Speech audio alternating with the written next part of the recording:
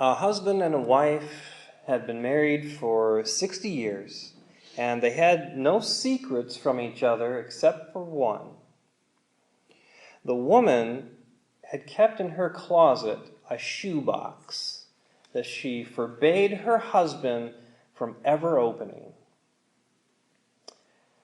But when she was on her deathbed, and with her blessing, he opened the box, and he found a crocheted doll and $95,000 in cash. My mother told me that the secret to a happy marriage was to never argue, she explained. Instead, I should keep quiet and crochet a doll. Her husband was touched. Only one doll was in the box. That meant she'd only been angry with him once in 60 years. But what about all this money, he asked. Oh, she said, that's the money I made from selling dolls. $1 a piece. Yeah, $1 a piece, right. Or less. Right, yeah, 50 cents a doll. So this week, we're jumping back into our Speaking of Love series, where we're gaining insight into the 5 love languages. So last week, we talked about physical touch. We talked about quality time. Today we're going to talk about service and words of affirmation and receiving gifts. Before we get into it, however, I want to start off with the same point of clarification that I made last time. There are many ways to approach discussing these languages, and our focus last week and this week is helping us understand how we love somebody else who has this as their love language. So when I talk about service, I'm talking about how we can love someone else who has service as their primary love language, regardless of what your love language is. Understand that as a Christian, loving others is not a suggestion. It's a mandate. You have no more choice in the matter than you do to stop at a stop sign. And by that, I mean you're obligated to do it. And if you neglect your obligation, you do so at your own peril. Now, being that we're obligated to love others, you must understand how to love them. And this will only be accomplished by becoming multilingual, so to speak. You need to meet them on their ground, attending to their love language. And that means we're going to probably need to shore up our own deficiencies so that we can do this to the best possible result, because our love language may be different than theirs. And with all that in mind, let us begin and talk about service. So Luke 7, starting at line 36. One of the Pharisees asked Jesus to eat with him, and he went into the Pharisee's house and reclined at the table. And behold, a woman of the city who was a sinner, when she learned that he was reclining at the table in the Pharisee's house, brought an alabaster flask of ointment, and standing behind him at his feet, weeping, she began to wet his feet with her tears, and wiped them with the hair of her head, and kissed his feet, and anointed them with ointment. And we're going to read some more of this section here in a bit, but we're going to stop there for now. So Jesus got invited to a dinner party. He goes to this dinner party. Around the table is a number of Pharisees, most likely, looking forward to an evening of theological discussion with this very interesting rabbi.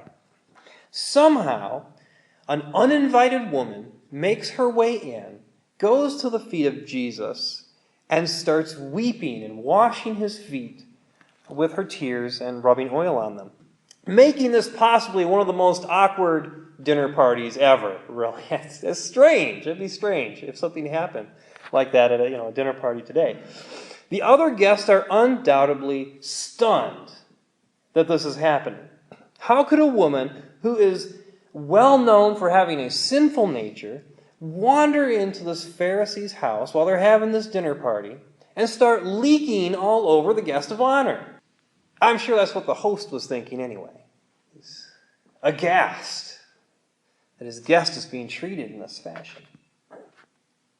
The more important question for us today is, how was she able to muster the courage to break all the social norms, to break all the rules, open herself up to ridicule, and face almost certain rejection, just to have that chance to render one small service to Jesus?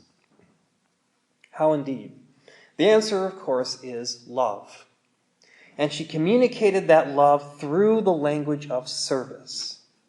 Now, in this situation, we see where love languages start to overlap. She's loving him with service, but she's also loving him with touch. There's also touch involved. And if the situation were a little bit different and a little bit more acceptable, you could also have quality time involved in this too. So you could have multiple love types overlapping. But service is our main focus here. It's what she was offering and what Jesus was expecting. And we can see that better if we read some lines a bit farther in the story at line 44. Then turning toward the woman, he said to Simon, "Do you see this woman? I entered your house. You gave me no water for my feet, but she has wet my feet with her tears and wiped them with her hair. You gave me no kiss, but from the time I came in, she has not ceased to kiss my feet. You did not anoint my head with oil, but she has anointed my feet with ointment. Therefore I tell you, her sins, which are many, are forgiven, for she loved much. But he who is forgiven little loves little." Jesus enumerates all these things that Simon could have done for him and should have done for him. He's the host of the party. Everything Jesus said, he should have done. It's just common courtesy. But he didn't. And then he compares it to all the things the woman did for him, and she didn't have to do any of it. And she had to overcome great odds just to have the chance to do it. And that comparison shows us what the love language of service is all about. You see, the three languages we're going to talk about today are different than the two from last week. Physical touch and quality time are reciprocal. If I'm touching you, by definition, you're touching me. We're touching each other. If you're spending time with somebody, they're spending time with you. You're in each other's presence, spending time together. Now, there could be some squabbling as to whether or not it's quality time for both people. But generally, for one person to consider it being quality time, it's probably got to be quality time for both. Anyway, but service and words of affirmation and gifts are not reciprocal. They are one-way streets. I could render you service all day long, and you don't have to do anything for me. When the woman did these things for Jesus, she knew that there was every possibility that the only reward she was going to get for this was scorn and ridicule. But she did it anyway. She did what was hard and what was possibly unpleasant because it was the way she needed to show love. We need to know how to show that kind of love as well. Using service as a love language is actually a really familiar concept in the church. Some people go on mission trips and they might help build a church or work on a building or something. They may go serve at a soup kitchen, something like that. They may go teach the gospel to people, either more locally or way off in some far off location. This service is usually seen as accomplishing a tangible goal. You built a building. You fed X amount of people. You taught X amount of people about the gospel. There's that something you can enumerate there. But there's the potential for something much greater to happen. Much like how using physical touch can make another person feel accepted, service can make someone feel valued. I might feel like I am absolutely nobody, and I've gone completely unnoticed by anyone. I could walk off the face of the earth and nobody would know or care. Suddenly, you do something for me, even some very small service, and it blows my mind. You noticed me enough to do that? You actually thought I was worth the effort to do that? That one little act could open up a world of possibility for me. A world where I might actually matter to someone. Now, there's a few things you need to keep in mind when using service. To show love, though, the effectiveness of that service is based on what the other person thinks, not what you think. For example, let's say you're in a relationship with someone who uses service as their primary love language. You want to do the right thing by them, showing them service, okay? So say a wife, she wants to do a good service for her husband, so she goes and she cleans out that closet that's full of all that junk and clutter. And, you'll make him feel good about that. Or a boyfriend, he decides to give his girlfriend a nice neck massage or something like that. Give her some service. But what if the husband doesn't want his old junk cleaned out of his closet? And what if the girlfriend doesn't like having her neck rubbed? You're not showing service if you're just doing something that you enjoy but the other person doesn't want. That's not going to help. Now, if you reverse the idea, if you end up doing something that you don't really enjoy but that they want or need, then you're hitting the mark. That's not to say that you're only showing love if you're doing something you hate. It doesn't have to work that way. You don't have to be miserable when you're serving. But truly, if you've done something for me and I know the task was difficult for you or something you don't really like, but you still did it, that speaks volumes to how much you must love me. And if service is not your love language, you're going to need to work on it, because using any other language is going to fall short.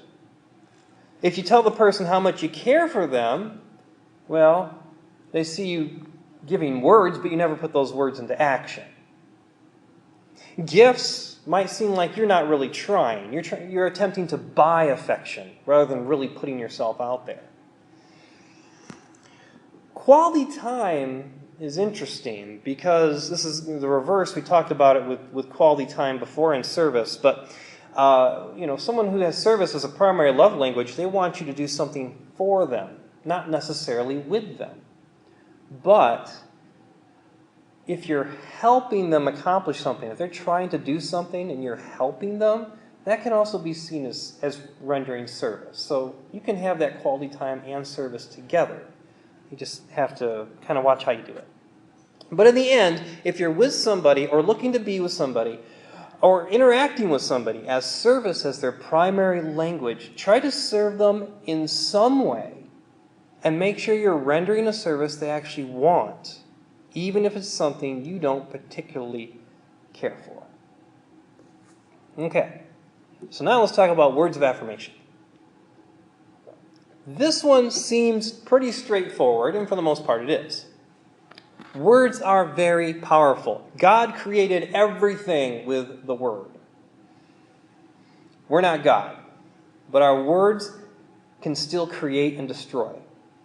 You can ask any teenager how devastating words can be and how much they can mean to somebody and light their world up if you say just the right ones. When it comes to having words of affirmation as a primary love language, the power of words is a daily reality for that person. This love language is complicated because it involves actual language. It's not just about saying something to somebody, it's about saying the right thing to somebody and not saying the wrong thing. Unfortunately, we don't all have personal script writers that walk behind us. I would love that, because you watch a movie and they always have the right thing to say at the right moment. I'd love to be that person, and I'm so not that person. I have to write everything out and think about it. You put me on the spot, I'm in trouble. So we're going to make mistakes. We're always going to make mistakes. And some of us might just not be good at speaking to other people. We're just super not good at it. However, as I mentioned earlier, if we're called to love other people, and we are, some of those people are going to have words of affirmation as their love language. And we can hope that God will play us to our strengths and not put us in that situation, but that's not the way God always works. Sometimes He wants you to work on your weaknesses, and He'll put you in those awkward situations to build you up. So, this is something we need to work on as well. Learning to speak to others in an acceptable and uplifting way is a trait that all Christians should either have or strive for. You can't opt out of it. And I'd like to show you a few things that can be accomplished with words of affirmation. And to do that, we're going to continue with the woman who's there weeping at Jesus' feet. At line 48, and He said to her, "Your sins are forgiven." Then those who were at the table with Him began to say among themselves, "Who is this who even forgives sins?" And He said to the woman, "Your faith has saved you. Go in peace." So what did words accomplish here? First, your sins are forgiven. I can just imagine the feeling that she had of a great weight being lifted from her. She had risked so much to come there and could have been met with rejection, but He accepted her. Not only accepted her, but He freed her. He set her on a new course, gave her a new hope. Would it surprise you to know that you have that same power?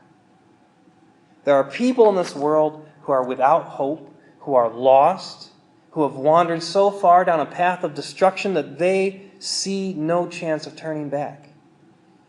You can bring light and hope to those people.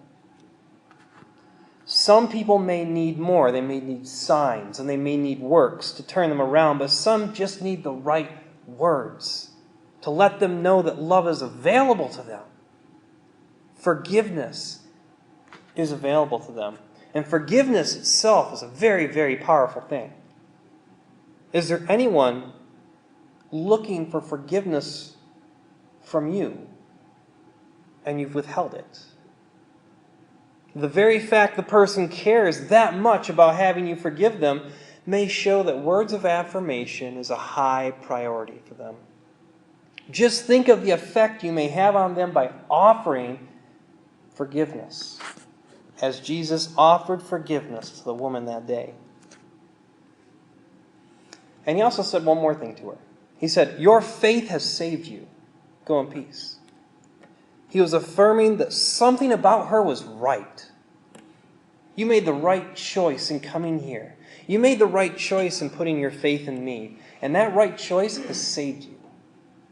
Now, some people might hear that and start spiraling into discussions and dissensions about, well, now you're talking about earning your salvation by her having to do this or that or whatever. I don't care. I'm not talking about that right now, all right?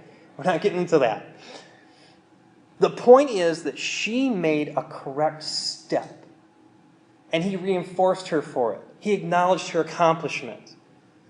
We see something very similar when a centurion asked Jesus to heal a servant. And that's just a little bit earlier in the same chapter in Luke at line 9. It says, when Jesus heard these things, he had that discussion with the centurion. When he heard these things, he marveled at him, and turning to the crowd that followed him, said, "I tell you, not even in Israel have I found such faith." Again, we're talking about faith, but we're also talking about reinforcing someone who's going on the right direction. By our words, we can raise up those who have fallen into the depths, and we can encourage those who are already on the right path. Let them know they're doing a good job, that they're in the right direction. Keep them moving. This is what love can accomplish with words of affirmation. Now, for those in any kind of relationship, these concepts apply as well. If you're with somebody who needs words of affirmation, then your words have the power to lift them up and encourage them and help them grow. On the flip side, if you're careless, your words will tear them down. It will stunt their growth. And even your lack of words can be damaging. Not giving the necessary word of encouragement is almost as bad as saying something negative. See, that you need to keep on your toes with that one. If you have a different primary love language, you may find that you keep trying to do things for the person instead of saying things. Touching, offering service, giving gifts. These can all be done without saying a word. If we're not careful, you can fall into accidentally giving somebody the silent treatment, or at least they'll feel that way. And don't just expect that somebody understands something and it doesn't need to be said. With Sarah and I, we still constantly thank each other for doing things. I'll thank her for making dinner, or I'll thank her for doing the laundry. She thanks me for doing the dishes, or for sucking up a spider with the vacuum cleaner, because I don't like spiders, and a vacuum lets me stay far away from it. I can suck it up. But spiders are creepy. So don't take these things for granted. Don't just think, oh, they know that I appreciate them. I don't have to say it. Verbalize appreciation. Verbalize when they're looking well or they've accomplished something. And just say it straight out. Say, I love you. Say the words. And you'll need to keep saying it and meaning it if you want that relationship to continue smoothly. And finally, we'll talk about receiving gifts. When we took the love languages test, the one we did here, this is the only one that I scored a 0 in. I got nothing in this one. So that mean I don't like getting gifts? Of course I like getting gifts. I think everybody likes to get a gift now and then. It just means it's not a major love language for me. It also means that I'm really lousy when it comes to getting gifts for other people. It's just, and Sarah's nodding her head. She totally gets it, right? Yes, I'm terrible at getting gifts. I hate shopping for gifts. I'm no good at thinking up gifts for people. I'm not going to find you the perfect gift, and I'm probably going to give you a gift you don't even like. So that's just how I am. The language of receiving gifts is an odd one, because to some people, it may just appear like materialism. You like stuff. But you have to understand it's not really about the particular thing being given. It's about showing devotion and attention. It's making a conscious effort to remember an important event or what the person wants. It's the desire to know the other person is happy, and above all, it's an act of sacrifice. Because that's what a gift is. One person is sacrificing time or money or possessions because they feel someone else is worth that sacrifice. Love itself is a gift. Be it a gift of touch, or time, or service, or words, or things. They all involve one person giving of themselves, sacrificing something to make the other person happy. Love is a gift. Now, gift giving can have many different motives. You can give a gift out of love and attention and devotion and sacrifice, or you could give a gift out of guilt, or to influence somebody, or to increase your reputation. The driving force behind the gift is of utmost importance. And to talk more about that, we're going to go way back into Genesis 4, starting at line 3. In the course of time, Cain brought to the Lord an offering of the fruit of the ground. And Abel also brought of the firstborn of his flock and of their fat portions. And the Lord had regard for Abel and his offering, but for Cain and his offering he had no regard. So Cain was very angry, and his face fell. And the Lord said to Cain, "Why are you angry? And why has your face fallen? If you do well, will you not be accepted? And if you do not do well, sin is crouching at the door. Its desire is contrary to you, but you must rule over it." Now, people interpret the story in different ways. There's a lot of things that you could look for here, a lot of ways you could go. Here's the one I most agree with, though. We have no reason to believe that one gift was necessarily better than the other, or that God had asked only for animals and not for the fruits. The law wasn't given or anything like that at this point. We have no idea. What we do get is God giving Cain a pep talk. If you do well, you'll be accepted. Well, he wasn't accepted. Apparently he wasn't accepted. We don't even know how he wasn't accepted. We don't know what indication there was that he was not accepted. But apparently he was not. So, we go to the next line. If you do not do well, sin is crouching at the door. Its desire is contrary to you, but you must rule over it. He's telling Cain, hey, There's not necessarily anything wrong with your gift, but there's something wrong with your heart. Sin is creeping into your heart. And if sin has your heart, then you can't give it to me. Your gift was not given in love of me, but for some other purpose. Fight the sin. You can do it, man. Fight it. As we know, he didn't. He gave in. Jealousy of his brother consumed him. And perhaps he gave his gift of fruit with the intent of showing up his brother. Maybe he had twice as, like a huge pile of fruit. I don't know.